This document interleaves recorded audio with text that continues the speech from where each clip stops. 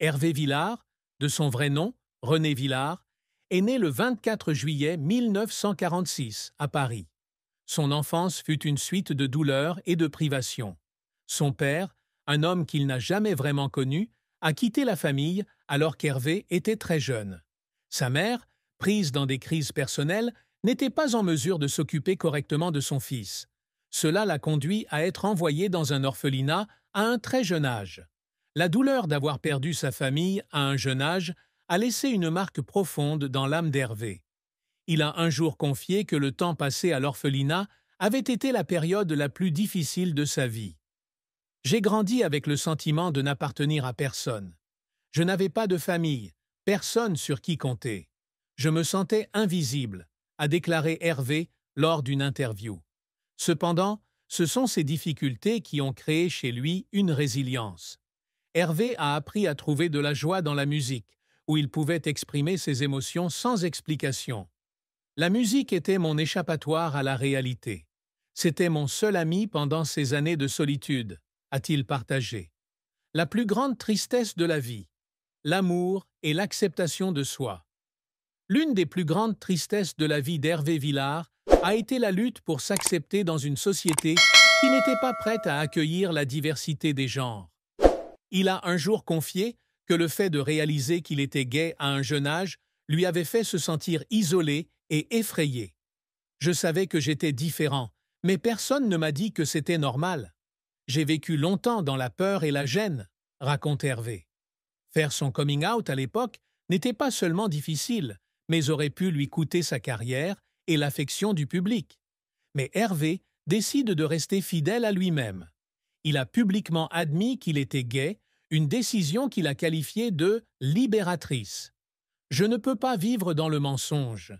Si vous ne pouvez pas être fidèle à vous-même, vous serez toujours prisonnier de votre propre vie, a-t-il déclaré. Mais cette reconnaissance a aussi des conséquences. Hervé a été critiqué et discriminé par une partie de l'opinion publique. Il est néanmoins resté ferme dans sa décision. J'ai beaucoup perdu, mais je me suis aussi retrouvé. C'est un combat que je n'ai jamais regretté, a-t-il déclaré. La carrière d'Hervé Villard décolle dans les années 1960 avec la chanson « Capri, c'est fini », un succès instantané qui le propulse vers la célébrité. Cette chanson a non seulement eu du succès en France, mais a également été aimée dans le monde entier, devenant un symbole de la musique romantique française. Capri, c'est fini s'est vendu à des millions d'exemplaires, donnant à Hervé une solide base dans l'industrie musicale. Le succès de Capri, c'est fini ouvre la voie à une série d'autres chansons telles que Fais-la rire, Mourir ou vivre et Reviens, qui sont toutes bien accueillies par le public.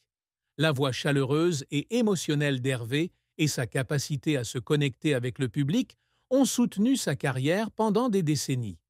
En plus de sa carrière musicale, Hervé s'implique également dans de nombreuses activités caritatives et artistiques, contribuant à consolider sa position d'icône non seulement dans la musique, mais aussi dans la culture française. Malgré son succès, la carrière d'Hervé n'a pas été exempte de moments difficiles. À mesure que les styles musicaux évoluaient à la fin du XXe siècle, sa popularité s'est estompée face aux nouvelles vagues musicales. Hervé avoue qu'il y a eu des moments où il s'est senti abandonné. « J'ai essayé de m'adapter, mais je savais que ma musique appartenait à une autre époque. Ce n'était pas facile à accepter », a-t-il déclaré. De plus, Hervé a également eu du mal à entretenir ses relations publiques après son coming out. Certains fans lui ont tourné le dos, ce qui lui a brisé le cœur. Cependant, il est resté fidèle à son chemin et a continué à créer de la musique. L'une des plus grandes souffrances de la vie d'Hervé fut sa relation distante avec ses parents. Son père, qui a quitté la famille alors qu'Hervé était très jeune, a laissé en lui un vide qu'il n'a pu combler. Je ne savais pas vraiment qui il était, et cela m'a toujours donné l'impression qu'il me manquait une partie de moi-même, a déclaré Hervé. Sa mère, bien qu'aimante, n'était pas capable de prendre soin de lui. Être envoyé dans un orphelinat a créé un énorme fossé entre la mère et la fille.